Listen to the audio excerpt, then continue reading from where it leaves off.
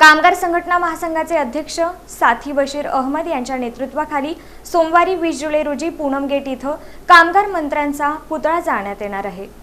इमारत व इतर बांधकाम कामगारांच्या पाल्यांना इयत्ता 1ली ते 9वी पर्यंत डिप्लोमा व डिग्रीसाठी मिळणारी शैक्षणिक शिष्यवृत्ती हा लाभ राज्य सरकारने दिनांक 13 जुलै 2026 पासून बंद केला आहे। त्यामुळे लाखो कामगारांवर अन्याय करणाऱ्या कामगार मंत्री आकाश फुंडकर यांची मंत्रिमंडळातून हकालपट्टी करण्याच्या मागणीसाठी कामगार संघटना महासंघाचे अध्यक्ष साथी बशीर अहमद यांच्या नेतृत्वाखाली सोमवार दिनांक 20 जुलै रोजी सकाळी 11 वाजता पूनम गेट येथे कामगार मंत्र्यांचा पुतळा जाळण्यात येणार असल्याची माहिती महासंघाच्या प्रसिद्धी पत्रकाद्वारे देण्यात आली आहे।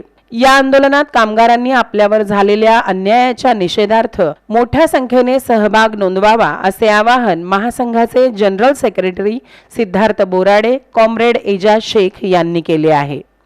राज्याचे कामगार मंत्री आकाश फुंडकर हे राज्याच्या कामगारांकडे लक्ष देत नाहीत। कल्याणकारी योजना सरकारने कागदावर राबवलेले आहेत, शासन निर्णय, शासन परिपत्र पारित केलेले आहेत, त्याकडे पूर्णपणे दुर्लक्ष करतात आणि या राज्यातल्या उद्योगपतींना वेळ देतात। कामगार विभाग त्यांच्याकडे असून पूर्ण वेळ कामगारांच्या कल्याणासाठी देत नाही।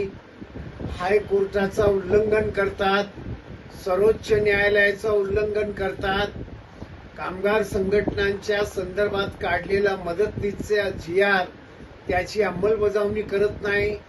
असे निष्क्रिय राज्याचे कामगार मंत्री आकाश फुंडकर यांची फडणवीसच्या मंत्रिमंडळातून हकालपट्टी करण्यात यावी अशा प्रकारे आज या ठिकाणी कामगार संघटना महासंघ सोलापूर जिल्ह्याच्या कार्यकारिणीच्या बैठकीत आम्ही ठराव पारित केलेला आहे आणि या कामगार मंत्र्याच्या पुतळ्याला आग लावून दहन करण्याचा निर्णय आम्ही या ठिकाणी घेतलेला आहे।